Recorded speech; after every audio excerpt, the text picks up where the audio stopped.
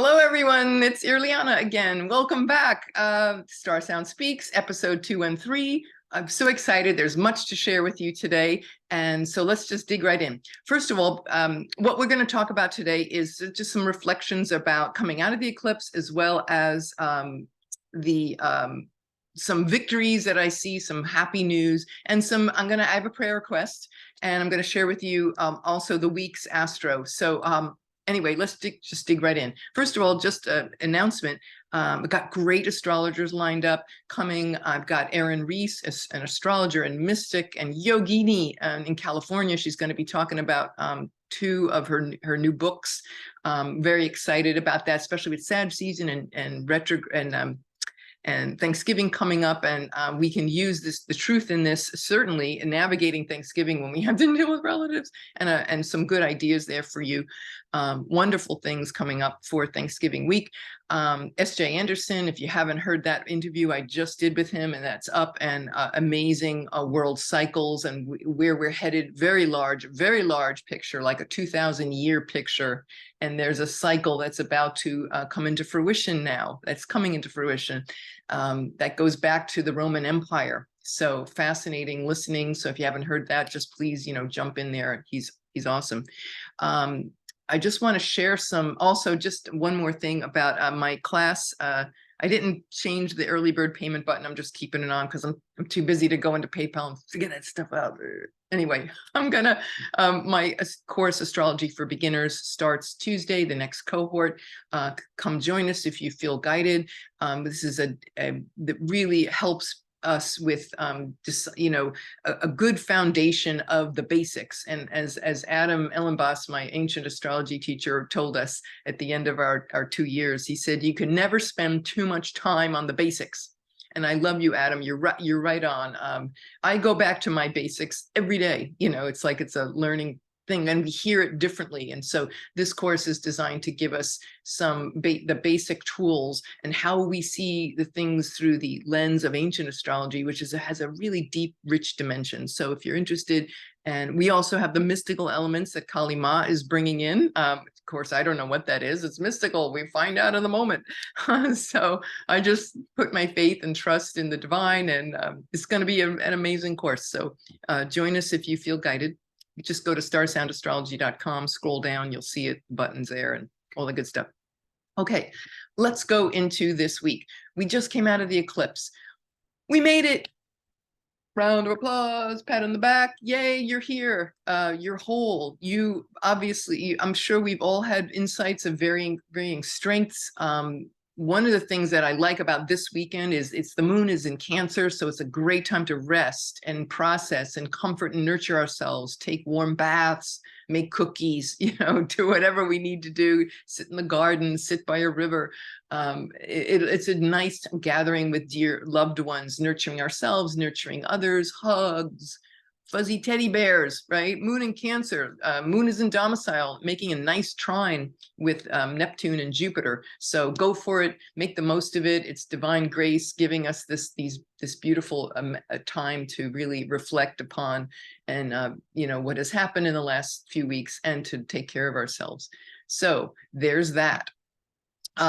Also some I want to say, there's some interesting things that came out of this eclipse. The Saturn is interesting because the last of that Saturn square Uranus is done, right? It's been for 2 years, and it's this kind of wrestling with the future and what do we hang on to from the past. And I really I found an interesting a photo here that really speaks to this. Let me go find that on my screen. Just a second here.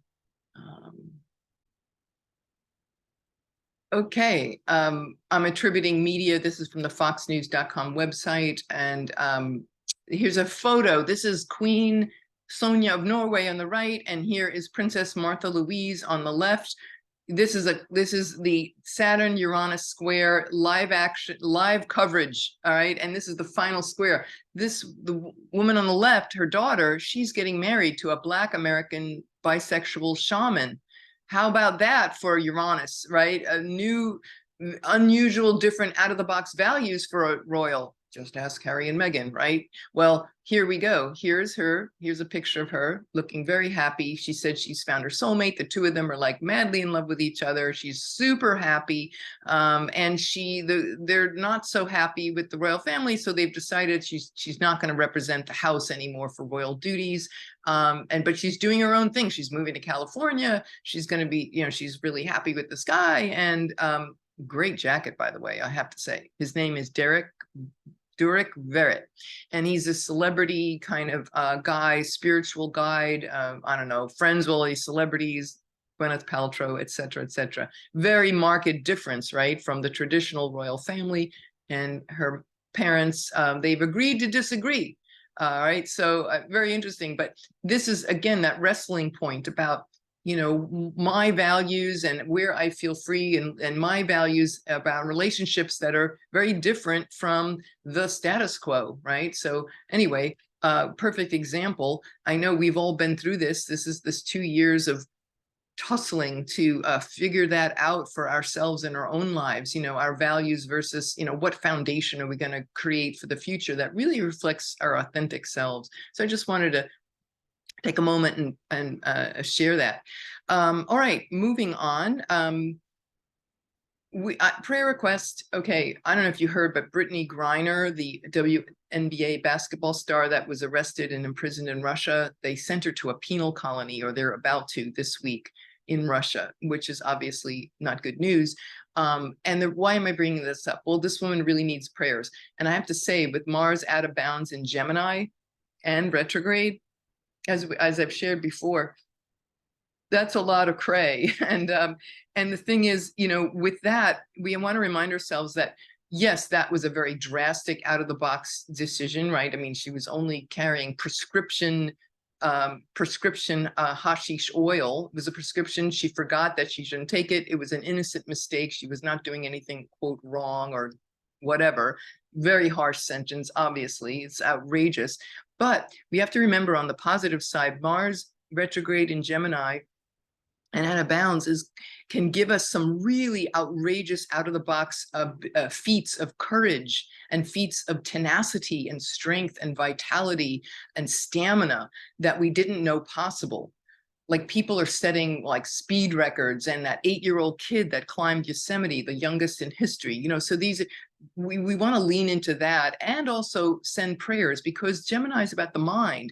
And it was interesting. I just happened to see, and I never watch these, those little things that pop up on YouTube, and sometimes you get caught watching them. Well, some of them are like, okay, we should really be doing our laundry. But the other ones are like, hey, pretty good. I found one, and it was pretty amazing. This one just popped up for some reason. I feel it was definitely meant for me to share with all you guys. It was talking about near-death experience, and a woman was recounting her near-death experience. And she said she was on this operating table, and she goes down the tunnel, and and all that. And she was really the love and the light was so amazing. She wanted to stay, and she had that choice, go back or stay. And she saw her daughter praying for her, that her young daughter didn't want her to leave. And she saw prayers, the vibrations of prayer as people were praying for her. And it looked like musical notes, like streams of musical notes. And she said the final musical note was this big one, and it was her daughter praying for her mother to come back. So she realized, I can't stay here, I have to go back. So she did. But I just love the fact that, what it really underscored for me is that, thoughts become things, and our prayers, this was like the Akashic records, you could say, that she was visiting or being shown. And she was being shown, no judgment, just being shown, the effects of things, of when we hurt people, when we were kind to people. And so I just feel like, let's lean in and keep supporting Brittany and all the people, women and men, and anyone in a penal colony and anyone incarcerated. Just send them a lot of light, because believe me, our thoughts really do matter. And maybe that's why that little video popped up, to just share with you. Where do we put, with Mars retrograde in Gemini, where do we put our energy and our focus? Where do we want to focus our mind? We can lean into those outrageous feats that are the potential of Mars retrograde in Gemini. the potential feats of stamina. So yay, go for it. As I'm saying this, there's this siren going down the street. So it's like, yes, underscore. Yes, yes, yes. So prayers for Brittany, and let's just allow, and seeing things from different positions, having compassion and grace, all of that. There is also there's a book I want to bring up too, speaking of Mars out of bounds in Gemini. And when you think about conversations, and it could be some difficult and painful conversations we have, especially with the holidays coming up. One of my cohorts, Rachel Rawlings from my Nightlight Astrology School, we just thank you, props to Rachel. She shared with me a book that she came across recently. Let me see, I can pull it up for you here. And it's called, wait a minute, let's go find this book. Hold on a second.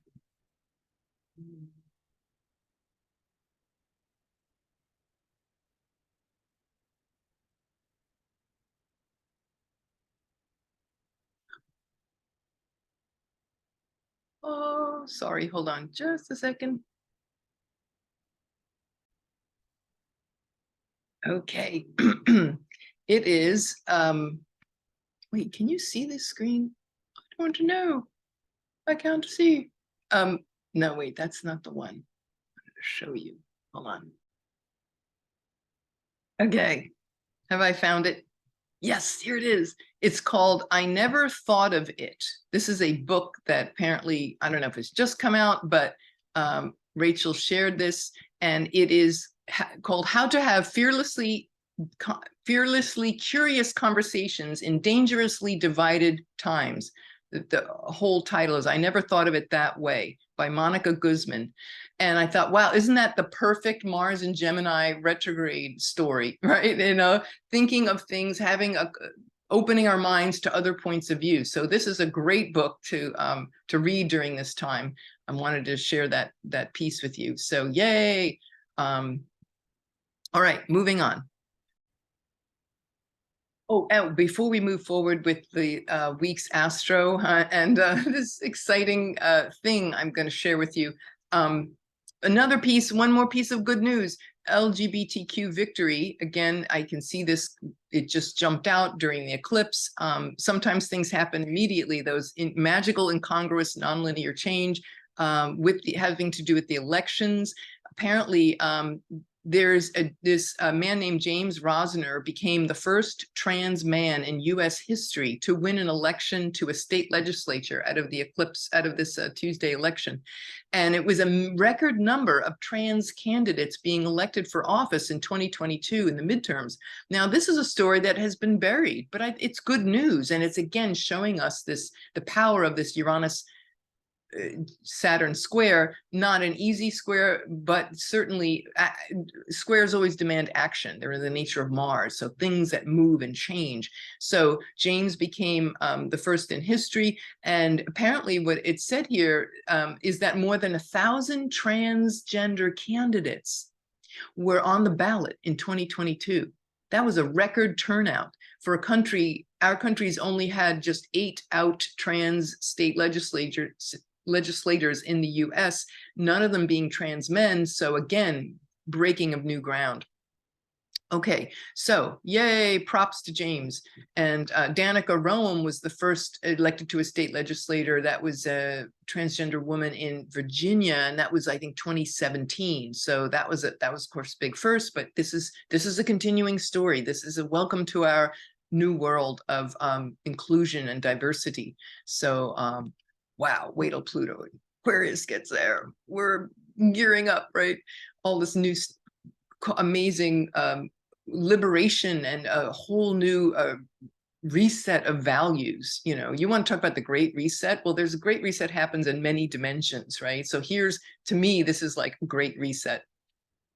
And it's really informing our culture and opening us up to, all the outrageous unlimited self-expression and being our authentic selves. I think that's the biggest lesson we can take from this, is living authentically.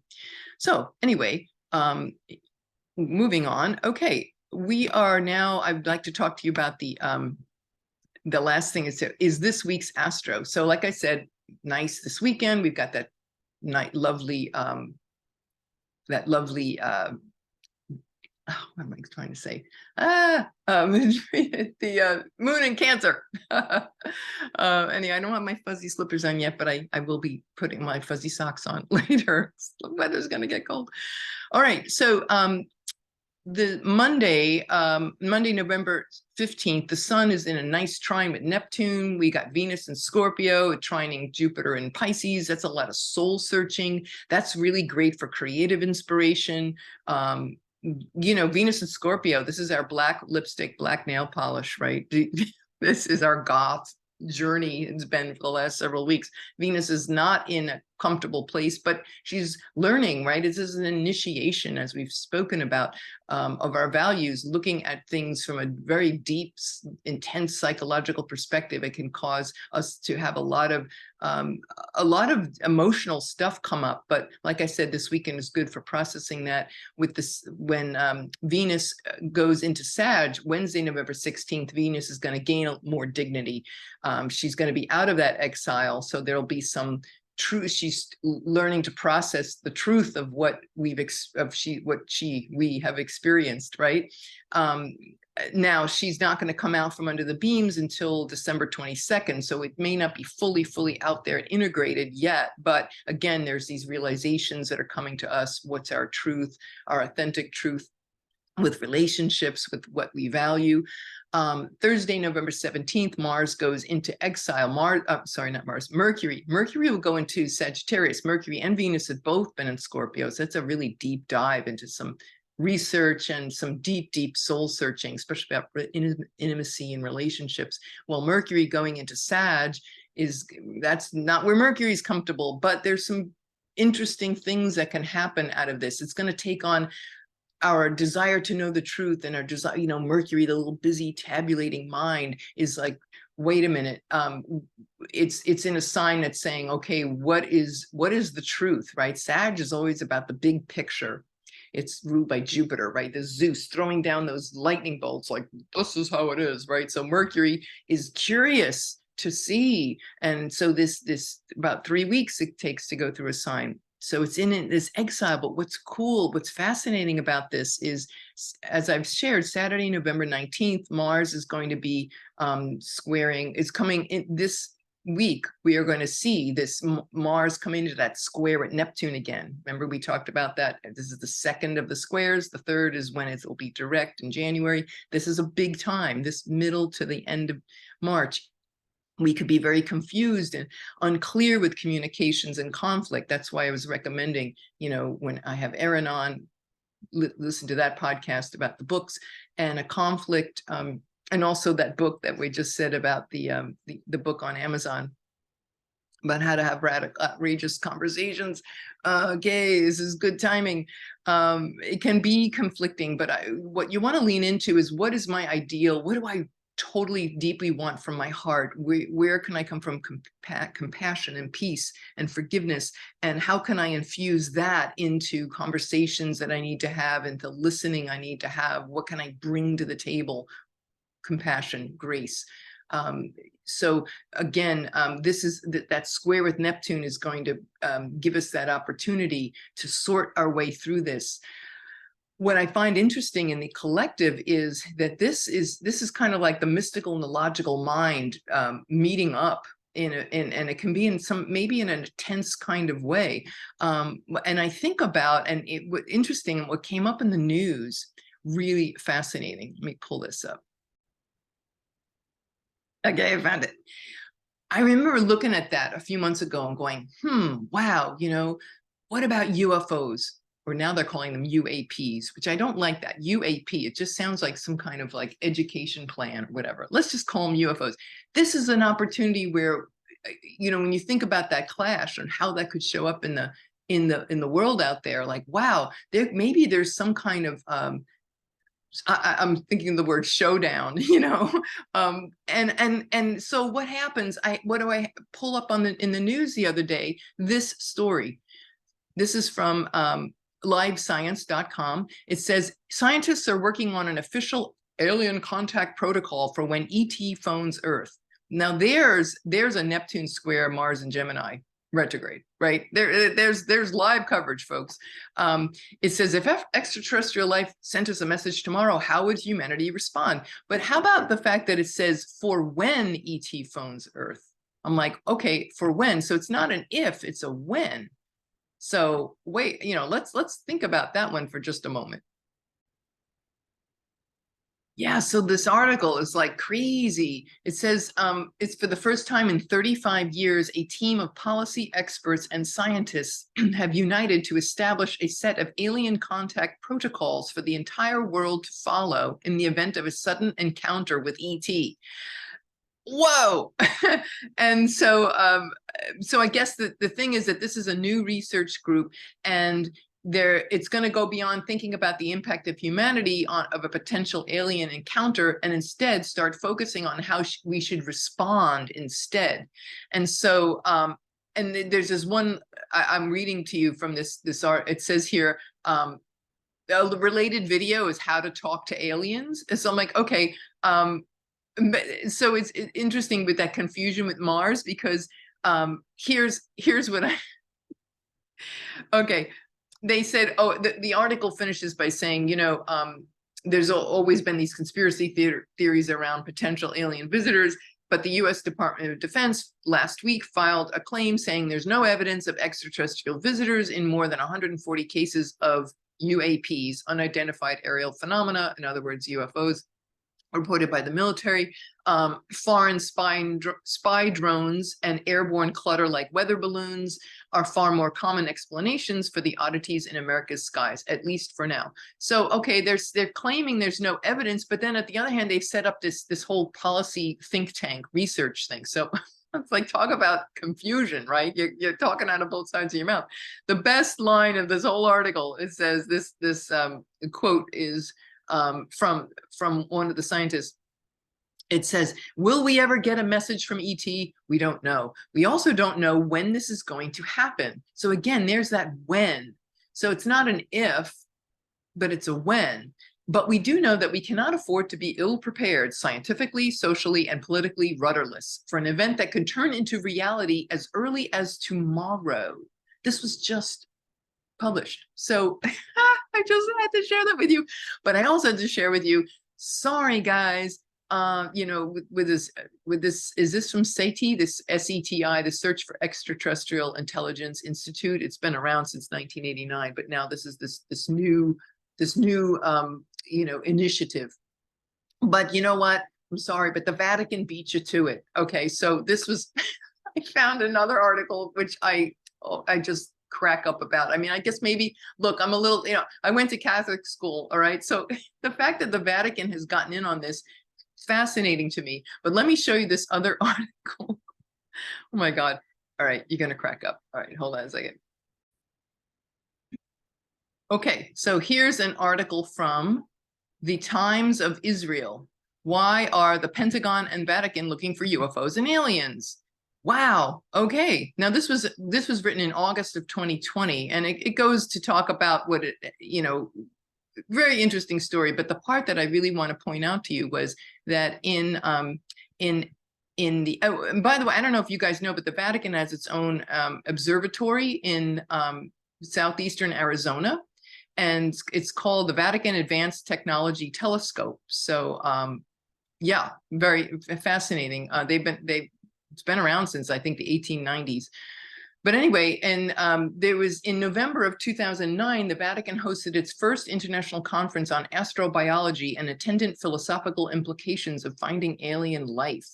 Very interesting. At the conference, there was a year after that conference, there was an interview in The Guardian, and the Pope's astronomer said, I'm not kidding, the Vatican would baptize aliens. Now, of course, this is if so requested. Okay, so they've already got the protocol in place. They're ready to baptize these beings. All right, so whether or not they want, but if so requested. So okay, they're not going to force communion on them or baptism or anything. They got to, I guess we'll let you ask. And I just think, oh yeah, so these guys are like flying around the earth, they land, and like the first thing on their mind is, we got to get baptized. Okay, we got to get, so when you get the baptism, then you got to go to Holy Communion. Now you got to get the communion suit. Then you got to get the little white dress. Are you a girl or a boy? You're going to wear a navy suit, the little boutonniere? Oh my God. Well, you know, they talked about social protocols. Okay, so they've already got this thing figured out like years ago. Fascinating. Okay, there is actually a book that this man wrote, the astronomer wrote in 2014 called Would You Baptize an Extraterrestrial? I'm like, how about let's just admit that they're here, or that there's that, but immediately they're already wanting to baptize them. But the thing is, okay, now then I'm thinking, okay, now this could be a logistical nightmare, because first of all, okay, you're going to baptize them. Oh, wait, what about that long dress? They put the baby in that long, you know, but they're not babies. Oh, I know. They hold the nose and they dunk them in the river. Isn't that what they do with adults? Okay, but there's no nose on those, you know, those guys look like a nose. Then it's like, okay, now why stop at baptism? They're older, you give them Holy Communion. Wait a minute. And they don't have a mouth. How are you going to put the wafer in there? Now, somebody needs to figure this out, because obviously they've given a lot of time to this, the Vatican and the US government. Okay, wait, you know, because I'm sure that the first thing on those aliens' minds is baptism, you know, planet Earth, boom, baptism. Wait a minute, what if you wanted to be Jewish? What if you wanted to be a Buddhist? What if you didn't care about any religion? What if you just want to go hang at a yoga studio? I don't know, there are choices. I just think it's hilarious. Okay, so I'm just saying here, this week, here it comes, that square with Neptune. They're already seeding this information. You know, there's the collective. There's how it's playing out in the collective. So who knows? We could be seeing some very interesting headlines in the next few weeks with that square. This is when Mars is in retrograde. Mars will one more time hit that square in January, in the middle of January. And so that time Mars will be direct. So that retrograde is extra mystical with that square with Neptune. Wow. You know, that's all I can say. So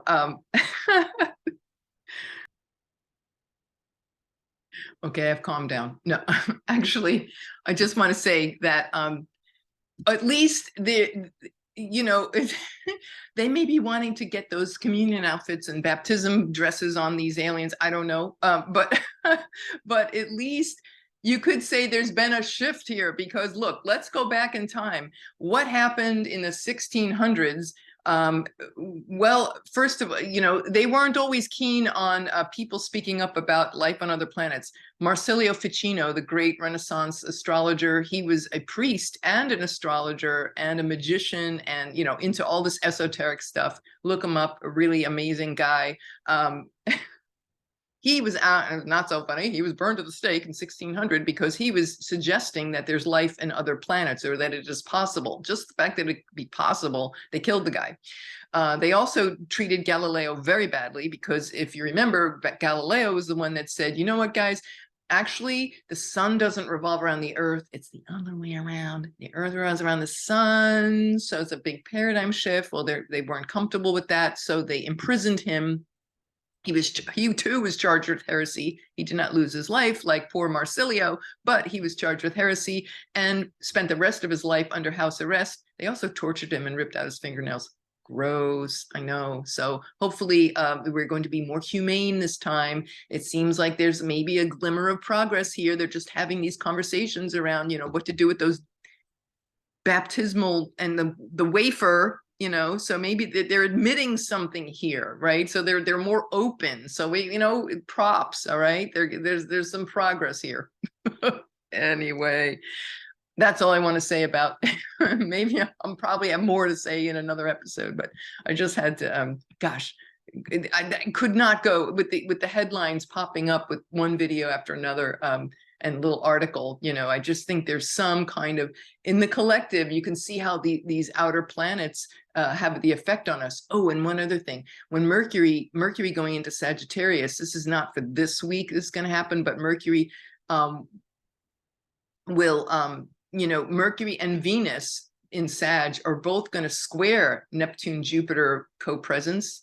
Jupiter very late degree of Pisces, right? At the end of the month, from the end of the month into early December, around December 6th or 7th, it'll be really loud. Mercury is on December 4th. Mercury is going to conjunct the galactic center. And what is the galactic center? It's around 26, 27 degrees of Sagittarius, and it is a supermassive black hole created from the Big Bang. And it basically, it pinpoints, it's the center with the Milky Way, the entrance to the Milky Way. It outputs a stream, astronomically, scientifically speaking, it outputs a stream of intense radiation. So transits to this point, when Mercury, or especially Mercury, the messenger planet of the mind and communication, so transits make us very extra sensitive and disoriented. So the good news around that is that we can really be, gosh, I want to say like more aware of the matrix maybe, but you talk about getting signals from the great beyond, from our little ET friends. ET could be phoning home. This is a very interesting window that we're looking at. So I'm just putting out there, this holiday shopping season, you may want to look up at the sky. Maybe you don't want to be running off to buy that big screen TV on Black Friday that you really don't need. What's more entertaining? I don't know. What's more fascinating? What could be more fascinating than, like, I don't know, seeing ET? This is like cool stuff. I mean, I don't care about flat screen TVs. Oh, that's just me. All right. Anyway, we are going to probably, all right, can I just say one more thing? Pluto and Aquarius, oh my goodness. We see that coming on. Again, that's not going to happen till March, but with Prince Charles getting egged, you probably heard this, it missed him. It hit him very close calls, 4 or 5 eggs thrown at him in this walkabout with Queen Consort Camilla. There's a Queen Consort Camilla. Say that 10 times. Anyway, there's this picture of them, and he's like, oh, carry on. They're like, oh, there's this thing just passed by him, and he's like, and he keeps on shaking hands. Nobody seems to know it. They caught the guy. The guy says, the man who was throwing it goes, this country was built on slavery. Perfect example, Pluto and Aquarius, right? The center cannot hold. There's these people cheering when he arrived in York, but some of them are cheering God Save the King. The others are booing him. This is not the first time they got booed. Kate and William have been getting booed. This and then it's interesting in the picture, in this shot, you see him with the eggs being thrown over. In the background, somebody on the other side of the street, not from the egg throwing side, has this big orange sign that says, "Not my king." So again, live coverage, Pluto and Aquarius, the center cannot hold. There's all this brewing, right? And this discontent. He became, when she died, when the queen died, the moon was void of course. So how long is this thing going to last? I don't know. Prince William was born on a waning eclipse cycle at the end of its life cycle. So, if he even gets there, who knows? But I don't really think, this is definitely between that and, like, look at, Princess Martha from Norway. You see this new order emerging, this new big reset, and this growth, this evolution away from these old structures. But I just thought that was, I'm not advocating people.